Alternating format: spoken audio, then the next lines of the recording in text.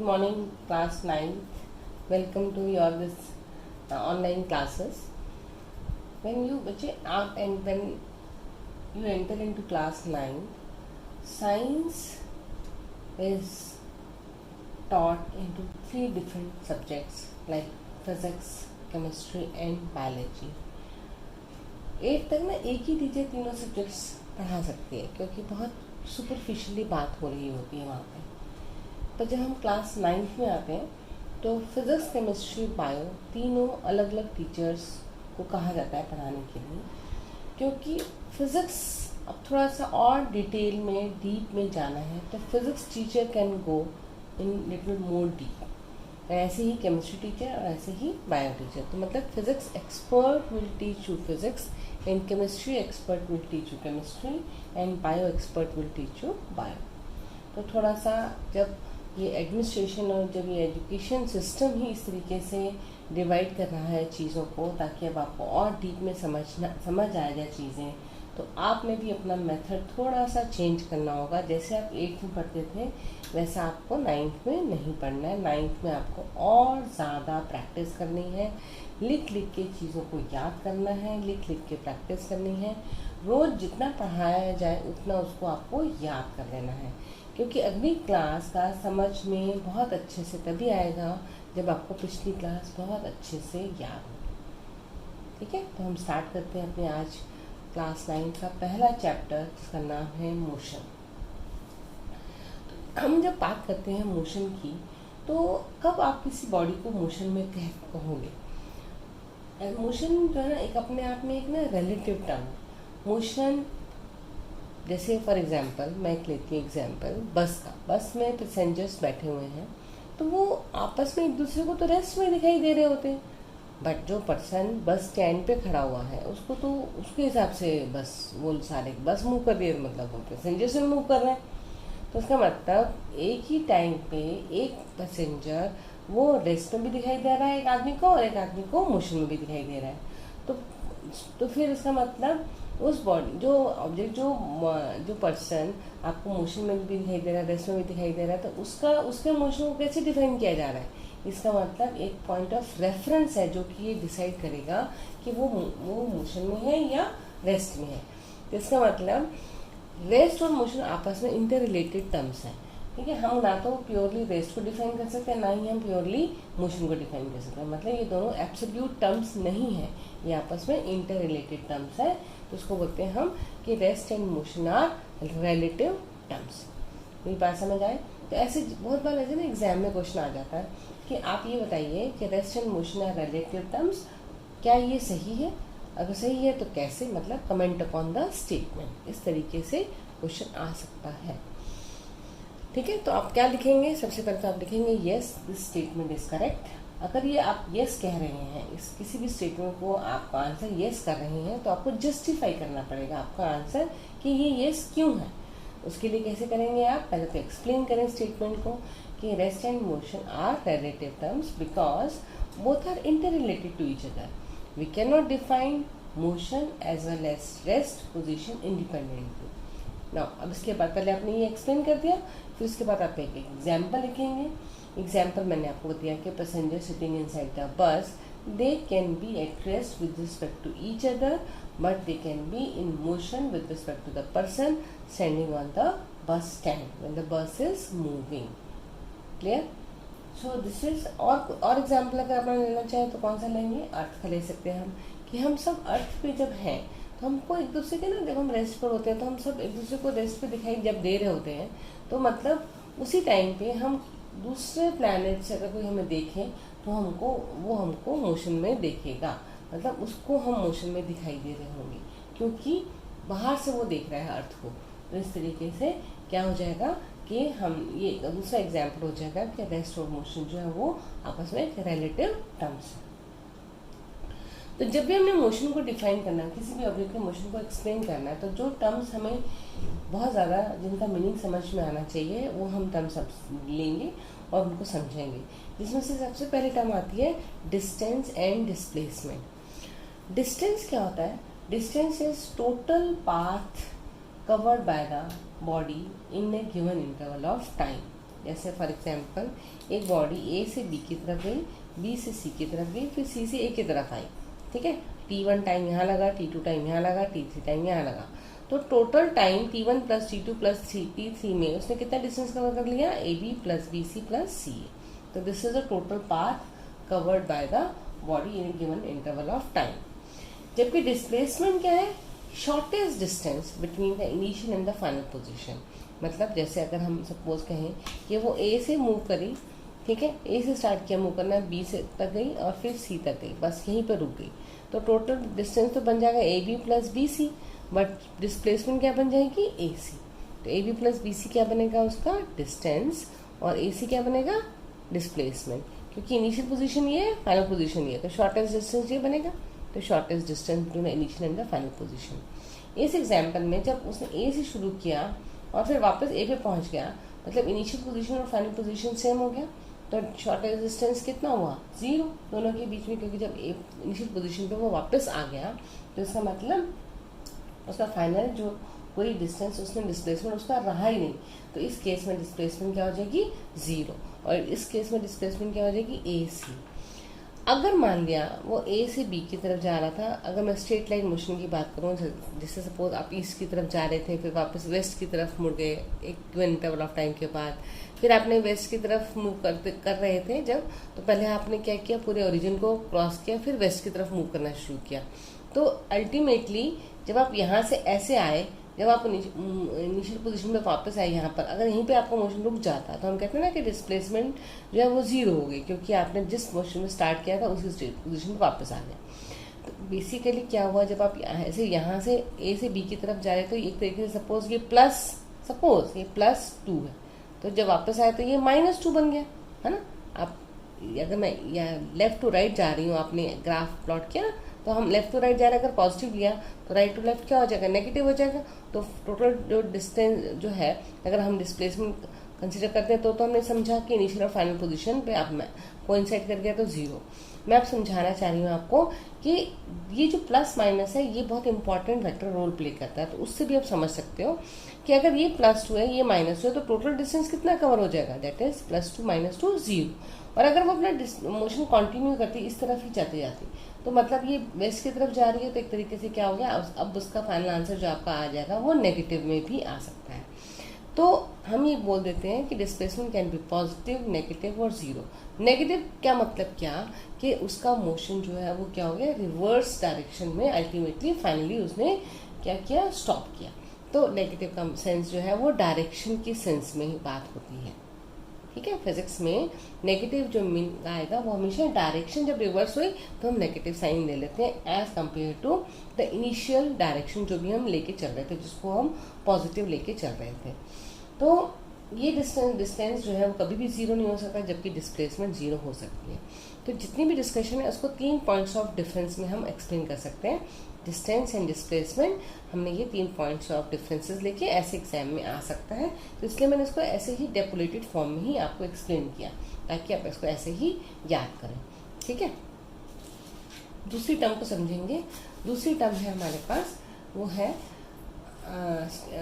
ये speed and velocity है, पर हम पहले समझेंगे थोड़ा सा कि अभी हमने जो डायरेक्शन की बात करी थी उसको एक नए टर्म्स में डिफाइन किया जा सकता है, मतलब वेक्टर क्वांटिटीज बोलते हैं उनको हम। तो इसलिए हम कहते हैं जिनके अंदर डायरेक्शन नहीं है वो कौन सी क्वांटिटी हुई, स्केलर, और जिनके अंदर डायरेक्शन है वो कौन सी क्वांटिटी हुई, वेक्टर क्वांटिटीज, ठीक है।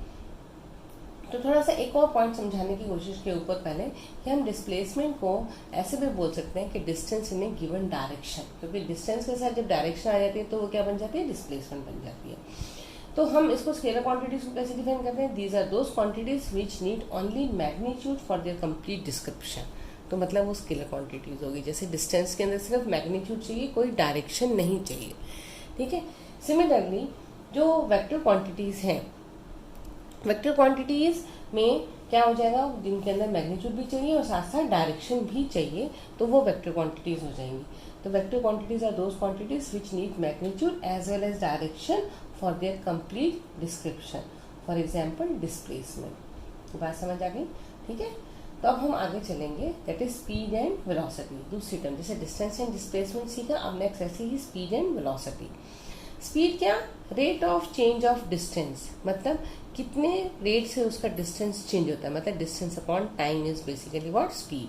तो ये एक स्केलर क्वांटिटी है, ठीक है, इसके अंदर कोई डायरेक्शन नहीं है। वेलोसिटी क्या हो जाएगा, rate of change of displacement, distance की जगह क्या आ जाएगा, डिस्प्लेसमेंट। तो velocity is equal to displacement upon time, so it is a vector quantity. दोनों का ही यूनिट जो है वो मीटर पर सेकेंड ही होगा, क्यों, क्योंकि distance is measured in metre and time is measured in second. तो मीटर पर सेकेंड दोनों का ही यूनिट क्या हो जाएगा, मीटर पर सेकेंड हो जाएगा। अब किसी भी बॉडी का मोशन है वो यूनिफॉर्म भी हो सकता है और नॉन यूनिफॉर्म भी हो सकता है।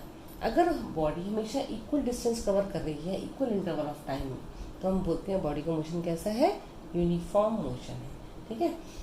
तो ये बात को हमने इसको यही इसकी डेफिनेशन बन जाती है कि body is said to be uniform motion if it covers equal distance in equal interval of time, ठीक है। सिमिलरली नॉन यूनिफॉर्म मोशन को भी हम कैसे बोलेंगे, हम a body is said to be non uniform motion if it covers unequal distance in equal interval of time, equal distance in unequal interval of time, unequal distance in unequal interval of time. इन तीनों में से कुछ भी अगर unequal हो गया distance और टाइम के बीच में, तो वो क्या बन जाता है, मोशन नॉन यूनिफॉर्म हो जाता है। तो अगर बॉडी यूनिफॉर्म मोशन में है तो उस समय जो उसकी स्पीड होगी उसको क्या बोलते हैं हम, यूनिफॉर्म स्पीड और कांस्टेंट स्पीड भी बोल सकते हैं। और अगर वो नॉन यूनिफॉर्म मोशन में है तो उसकी स्पीड को क्या बोलेंगे हम, नॉन यूनिफॉर्म स्पीड, ठीक है।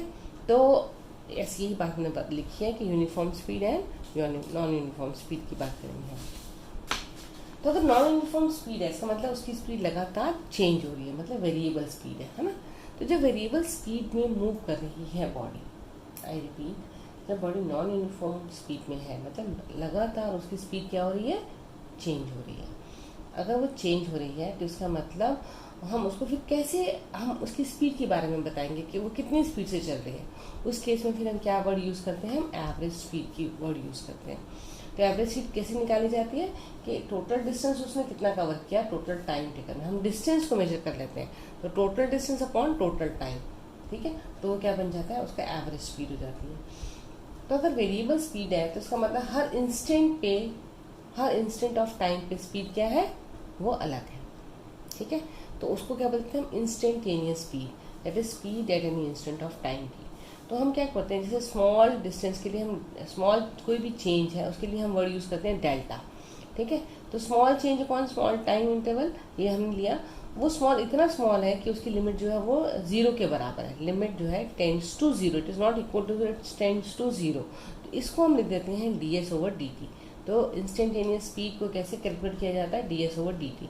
ये आपके सिलेबस में इसका फॉर्मूला नहीं है, सिर्फ आपको उसकी डेफिनेशन पता होनी चाहिए, क्योंकि ये क्वेश्चन कभी कभी आ जाता है कि व्हीकल्स में जो स्पीडोमीटर लगा होता है वो कौन सी स्पीड मेजर कर रहा होता है, वो कौन सी कर रहा होता है, इंस्टेंटेनियस स्पीड मेजर कर रहा होता है, ठीक है। ओडोमीटर तो डिस्टेंस मेजर करता है और स्पीडोमीटर कौन सा करता है, इंस्टेंटेनियस स्पीड। बस इतनी बात पूछी जा सकती है, ये बात जो है आप 11th क्लास में समझेंगे। तो बस मैंने, क्योंकि हम बात कर रहे थे तो मैंने थोड़ा सा एक आइडिया दे दिया कि इंस्टेंटेनियस स्पीड का फॉर्मूला कैसे बनेगा, क्योंकि इंस्टेंटेनियस स्पीड का अगर कोई आपसे यूनिट पूछ लेता है तो क्या बनेगा, वो भी मीटर पर सेकेंड बनेगा, ठीक है ना। तो ऐसे आपको एक आइडिया देने के लिए ये बात मैंने आपको बताई। बाकी आप कैसे होगा, क्या होगा, इसका फॉर्मूला को हम कैसे यूज़ करेंगे, वो आपको हर क्लासेस में हमने करना होगा। ऐसे ही अब हम नॉन यूनिफॉर्म वेलोसिटी की बात करते हैं और वेरिएबल वेलोसिटी। तो इंस्टेंटेनियस वेलोसिटी वही बनेगी, velocity at any instant of time t, ठीक है। तो हम इसको बोल देते हैं ds/dt in given direction, means speed, instantaneous speed in A given direction is instantaneous velocity. मतलब अगर हम स्पीड के साथ उसकी डायरेक्शन भी स्पेसिफाई कर रहे हैं तो वो क्या बन जाता है, वेलोसिटी बन जाता है। तो इसी तरीके से एवरेज वेलोसिटी की बात करेंगे। अब एवरेज वेलोसिटी में तो डिस्प्लेसमेंट अपॉन टाइम इंटरवल आ जाएगा। कितनी डिस्प्लेसमेंट में हम टोटल वर्ड यूज़ नहीं करते, क्योंकि कोई टोटल डिस्प्लेसमेंट नहीं होती है, वो तो नेट डिस्प्लेसमेंट कितनी आई, मतलब फाइनल जो shortest distance between the initial and the final position क्या बना पूरे टोटल टाइम इंटरवल में, तो that is your average velocity आएगी, displacement over total time interval, ठीक है। इसको हम ऐसे भी कर सकते हैं डिफाइन कि it is average of initial velocity and the final velocity divided by 2, मतलब u+v/2 की टर्म्स में भी इसको हम डिफाइन कर सकते हैं। u क्या है, u हमने सिंबल यूज़ करा इनिशियल वेलोसिटी के लिए और v यूज़ किया हमने फाइनल वेलोसिटी के लिए, तो u+v/2 ये फॉर्मूला भी हम यूज़ करते हैं एवरेज वेलोसिटी के लिए। ठीक है, तो ये दोबारा से लिख दिया हमने कि ऐसे unit of speed and velocity is metre per second, and speed एक स्केलर क्वांटिटी है, वेलोसिटी एक वेक्टर क्वांटिटी है। ठीक है, अब इसके ऊपर बेस कुछ क्वेश्चंस करेंगे हम, ताकि आपको ये सारा समझ में आ जाए। मेन फिजिक्स में ना मेन बात है आपको उसके जो न्यूमेरिकल्स, एक क्वेश्चन होता है define speed, define velocity, define distance, what is the difference between these and theoretical questions होते हैं, उनको क्या बोलते हैं हम, थ्योरेटिकल क्वेश्चंस। और दूसरे क्वेश्चंस होते हैं न्यूमेरिकल क्वेश्चंस, जिसमें आपको न्यूमेरिकल्स की फॉर्म में, मतलब एक तरीके से जैसे मैथ्स में सम्स होते हैं वैसे फिजिक्स में उन्हीं का नाम देते हैं हमने न्यूमेरिकल्स। तो न्यूमेरिकल्स को सॉल्व करना हमने सीखना है, कैसे हम इसको करेंगे। उसके लिए एक बात बहुत इंपॉर्टेंट है कि हमें कैसे वो न्यूमेरिकल्स आएंगे, जब हमें जितने हमने अभी तक फॉर्मूलेस पढ़े हैं वो सारे हमारे बिल्कुल टिप्स पे हो, हमें याद हो, तो हमें बहुत जल्दी जल्दी वो काम हो जाता है। ठीक है, तो सबसे पहले न्यूमेरिकल जो है वो क्या है, देखो, man travels a distance of 1.5 metre towards east, then 2 metre towards south, and finally 4.5 metre towards east. ये उसने हमें क्वेश्चन दिया, और क्वेश्चन ये स्टेटमेंट है हमारे पास। ठीक है, और हमसे पूछा उसने what is the total distance travel, total distance उसने कितना ट्रेवल किया। तो ईस्ट में उसने कितना डिस्टेंस कवर किया, 1.5 मीटर, और 2 मीटर। साउथ में कितना किया उसने, 2 मीटर, तो और ईस्ट में इतना चला गया। ऐसे क्वेश्चंस के लिए ना हम ग्राफ पेपर यूज़ करें तो बहुत आसान हो जाएगा हमारे लिए काम करना। ठीक है, मैं आपको समझाती हूँ थोड़ा सा कैसे। आप ग्राफ पेपर लेंगे, ठीक है, आप लोगों के पास अपनी ग्राफ कॉपीज़ होंगी ना 8th वाली, अभी तो बाहर लॉकडाउन है, हम बाहर जा नहीं सकते हैं ग्राफ पेपर लेने के लिए। ठीक है, आपके पास ग्राफ कॉपी में होगा तो आप उसमें देखेंगे। तो हमारे पास ना ग्राफ पेपर में एक बिग स्क्वायर्स रहते हैं, ऐसे है ना, बिग स्क्वायर्स रहते हैं, तो उनको हम एक यूनिट स्केल चूज़ करते हैं ना, तो हम स्केल चूज़ कर लेते हैं। एक्स एक्सिस पे मैंने मान लिया जो है आपके पास, या इस तरफ लिया हमने east direction, this is east and this is your west, this is your north and this is your south. East और साउथ की फॉर्म में बोल रहा है उसमें। ठीक है, तो ये 1 2 3 4 5 6, ऐसे ही यहाँ पे लेंगे हम 1 2 3 4, ये ले लिया मैंने 1 2 3 4। अब वो क्या कह रहा है, 1.5 मीटर टूवर्ड्स ईस्ट चला, ये 1 और 2 के बीच का, दिस इज 1.5 मीटर। ठीक है, ये ए पॉइंट देते हैं नाम इसको। फिर वो 2 मीटर टूवर्ड्स साउथ चला, 2 मीटर टूवर्ड्स साउथ, मतलब 1 और 2 मीटर टूवर्ड्स साउथ, यहाँ से स्केल रखेंगे, यहाँ पर रखेंगे, ये बी आ गया। फिर 4.5 मीटर टूवर्ड्स ईस्ट, तो ये देखो 1 2, ये यहाँ से लेके 1 बनेगा, 2 3 और ये 4.5 ये बनेगा ना, यहाँ से लेके यहाँ तक, तो ये यहाँ से स्केल रखो और ये पूरा 6 तक ले जाओ आप। क्या ये बना टूवर्ड्स ईस्ट, ये बन गया। फाइनली इस तरीके का मोशन है उसका, ऐसे गया ऐसे और फिर ऐसे, है ना। अब वो कह रहा है what is the total distance travel, total distance आप निकाल सकते हैं क्या, OA plus AB plus BC। Total distance is, distance को हम ऐसे नोट करते हैं, तो OA plus AB plus BC। ठीक है, ये तो ये आ गया। अब डिस्प्लेसमेंट भी पूछ रहा हूँ, what is his resultant displacement. Resultant displacement क्या हो जाएगी, ये जो इनिशियल पॉइंट है और ये आपका फाइनल पॉइंट, इन दोनों को स्केल रखो और ज्वाइन करो, और स्केल से मेजर कर लो कितना स्केल में वो कह रहा है, कितना उसका कितना सेंटीमीटर आ रहा है उसका। वो हमने अब 1 सेंटीमीटर को 1 मीटर माना है, तो डेफिनेटली वो मीटर के टर्म्स में कन्वर्ट हो जाएगा। आई बात समझ, दिस इज 1 सेंटीमीटर है ना, 1 स्क्वायर इज 1 सेंटीमीटर, तो 1 सेंटीमीटर को हमने 1 मीटर मान के हमने काम किया, तो अकॉर्डिंगली हमारे पास वो डिस्प्लेसमेंट आ जाएगी। ठीक है, समझ आ गई बात।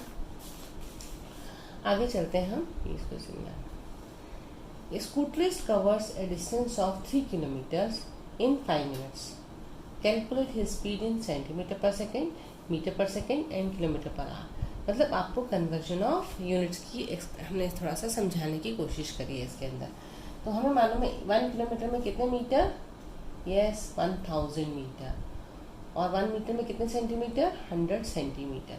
बस ये नॉलेज को यूज़ करना है। 1 आवर में कितने मिनट, 60 मिनट्स, 1 मिनट में कितने सेकेंड, 60 सेकेंड्स। बस ये कन्वर्जन आपको याद होनी चाहिए। ठीक है, तो डिस्टेंस उसने बोला 3 किलोमीटर, और टाइम कितना बोला 5 मिनट्स। सेंटीमीटर पर सेकेंड में पहले इसको सेंटीमीटर में चेंज करेंगे, ये बनेगा। ठीक है, और इसको सेकेंड में चेंज करेंगे तो 5 × 60 300 सेकेंड, तो V = S/T हमने निकाल लिया। ठीक है, चलो आगे क्या बोल रहा है वो, metre per second. Metre per second में, मीटर तो किलोमीटर को मीटर में चेंज किया, अब टाइम को सेकेंड्स में चेंज किया, ठीक है, मीटर पर सेकेंड आ गया। फिर किलोमीटर पर आवर, तो डिस्टेंस को किलोमीटर में ही रखना है हमको, और टाइम को आवर्स में चेंज कर दो, तो 5 डिवाइडेड बाय 60 हो जाएगा टाइम आवर्स में, ठीक है। तो v is equal to distance upon time, distance is 3 divided by this, तो 12 ऊपर चला जाएगा, तो 1/12 ऊपर हो गया, इंटू 12 बन गया, तो 36 किलोमीटर पर आवर, ठीक है। आ रही बात समझ? इसको खुद से ज़रूर सॉल्व करना है, ठीक है। अगला question, car travels 30 km at a uniform speed of 40 km per hour and the next 30 km at a uniform speed of 20 km per hour. Find its average speed. अब एवरेज स्पीड क्या होता है? Total distance upon total time. तो हमारे पास तो distance है नहीं, हमारे पास स्पीड है, डिस्टेंस है और स्पीड है, टाइम नहीं है हमारे पास, है ना। तो इसको हम बोलते हैं S1 है, ये आपका V1 है, ये S2 है, ये V2 है। तो इतने डिस्टेंस को इस स्पीड से कवर करने के लिए कितना टाइम लगा, तो क्या फॉर्मूला यूज़ करेंगे? S1 upon V1। तो T1 इज इक्वल टू क्या हो गया? S1 अपॉन V1, तो 3/4 ही होगा। सिमिलरली S2 और ये V2 है, तो T2 क्या हो जाएगा? S2 अपॉन V2, ये आ गया 3/2, ठीक है। तो V एवरेज हमारे पास आ जाएगा total distance upon total time, और हम इसके अंदर टोटल डिस्टेंस हो गया 30 प्लस 30 और टोटल टाइम हो गया हमारे पास 3/4 प्लस 3/2। सिंप्लीफाई करेंगे इसको, ठीक है। 3/4 प्लस 3/2 को अगर इसमें नहीं आता तो अलग से सॉल्व कर लो। ये आ जाएगा 4 LCM 3 प्लस कितना 6, है ना, 9/4। तो 60 अपॉन 9/4 करेंगे अगर हम, तो 4 ऊपर चला जाएगा, यस, 3 3 are 9, 3 2 are 6, 0, ठीक है। और तो नहीं जाएगा ये हमारे पास, तो ये क्या बन जाएगा? 80 अपॉन 3, ठीक है। इसको आप यहाँ इतना भी छोड़ सकते हैं, किलोमीटर पर आवर में, किलोमीटर पर आवर में आएगा ना आंसर, तो किलोमीटर पर आवर में इसको हम या फिर 1 डेसिमल प्लेस में ले आओ, ठीक है। Then a train travels at a speed of 60 km per hour, 60 km per hour for 0.52 hours and 30 km per hour for next 0.24 hours, and then at 70 km per hour for the next 0.71 hour. What is the average speed of the train? Again, अब यहाँ पर हमारे पास उसने time दे रखा है और हमारे को स्पीड दिया, हमको डिस्टेंस नहीं दे रखा। तो V1 है, T1 है, S1 निकालना है। सिमिलरली V2 है, T2 है, हमको S2 निकालना है, और V3, T3, S3 निकालना है। तो V1 upon S1, V upon S1, V is equal to S upon T है, तो S is equal to V into T। तो S1 is equal to V1 into T1, S2 is equal to V2 into T2 and S3 is equal to V3 into T3। पहले S1, S2, S3 निकाला, और फिर V average is S1 plus S2 plus S3 divided by T1 plus T2 plus T3, ठीक है। तो हम इसको solve करेंगे और this will be your homework, yes, ठीक है। चलिए नेक्स्ट एक और क्वेश्चन हम देखते हैं। उसने बोला car travels a distance of 200 kilometre from Delhi to Ambala, ठीक है, and which is towards north, ठीक है, इन 5 आवर्स। उसने ऐसा बोला Delhi to Ambala towards north in 5 hours. Calculate speed and velocity. Speed निकालेंगे डिस्टेंस अपॉन टाइम, डिस्टेंस दे रखा है और टाइम दे रखा है ना, और वेलोसिटी क्या हो जाएगी? यही स्पीड इन टूवर्ड्स नॉर्थ लिखना पड़ेगा सिर्फ आपको। जब वो मूव कर रहा है तो इतनी स्पीड है किस कहाँ पर? Towards north. तो सिर्फ और सिर्फ क्या मेंशन करना है? अपने डायरेक्शन। तो ये क्वेश्चन जो है उसमें हम ये बताने की कोशिश करी है कि speed with direction becomes velocity, ठीक है। चलिए नेक्स्ट क्वेश्चन देख लेते हैं एक बार और। The bus covers a distance of 250 km from Delhi to Jaipur towards west in 5 hours in the morning and returns to Delhi in the evening covering the same distance of 250 km in the same time of 5 hours. Find its average speed. Average speed क्या होता है? Total distance upon total time. Total distance कितना? 250 plus 250 that is 500, ठीक है, upon total time कितना? 5 + 5, ये उसको total time लगा। उसने कहा कि इतने टाइम में उसको वापस आ गया, ठीक है। तो टोटल टाइम उसको कितना लगा? तो एवरेज स्पीड क्या हो जाएगा? 50 किलोमीटर पर आवर, ठीक है। तो ये आ गया एवरेज स्पीड। एवरेज वेलोसिटी पूछ रहा है वो। एवरेज वेलोसिटी में क्या तो हमारे को डिस्प्लेसमेंट होनी चाहिए। डिस्प्लेसमेंट का मतलब shortest distance between the initial and the final position. तो जब वो वापस दिल्ली आ गया, दिल्ली टू जयपुर गया, फिर जयपुर से वापस दिल्ली आ गया, तो उसकी इनिशियल पोजीशन और फाइनल पोजीशन सेम है। मतलब डिस्प्लेसमेंट इज ज़ीरो, तो एवरेज वेलोसिटी भी क्या बन जाएगी उसकी, ज़ीरो हो जाएगी। ठीक है, बात समझ आ गई। चलिए आगे देखें हम। A train travels the first 15 kilometre at a uniform speed of 30 kilometre per hour. First का मतलब जो भी उसका जर्नी है उसका फर्स्ट 15 किलोमीटर जो है उसने इस स्पीड से किया। नेक्स्ट 75 किलोमीटर उसने यूनिफॉर्म स्पीड 50 किलोमीटर पर से किया, और लास्ट 10 किलोमीटर उसने uniform speed 20 kilometre per our से किया। तो calculate the average speed for the entire journey, ये हमसे वो पूछ रहा है। ठीक है, तो हमारे पास क्या नहीं है, टाइम नहीं है ना, एवरेज स्पीड के लिए तो हमको टोटल टाइम भी चाहिए है ना, तो टाइम निकालना पड़ेगा। वैसे जैसे अभी हमने किया, S1 है V1 है तो कॉरस्पॉन्डिंग T1 आ जाएगा, S2 है V2 है कॉरस्पॉन्डिंग T2 आ जाएगा, S3 है V3 है कॉरस्पॉन्डिंग T3 आ जाएगा, T1 आ गया, T2 आ गया, T3 आ गया। ठीक है, V average is S1 plus S2 plus S3 divided by T1 plus T2 plus T3। हमने करा ऐड और इनको यहाँ पे पुट किया, तो ये सिंप्लीफाई किया और आपका आंसर आया 40 किलोमीटर पर आवर। ठीक है ना, समझ आ गई बात। So this is all about the today's topic, and we have discuss the few questions also. For practice you have to thoroughly revise this and practice these questions. Okay, all the best.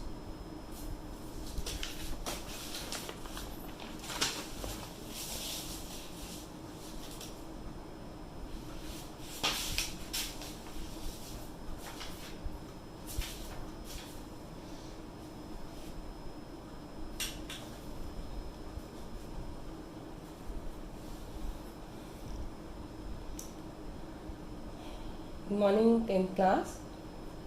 Welcome to the, actually it is third class, but since the last class I think there was some problem in the voice, as well as I think you were not able to see the notes also clearly.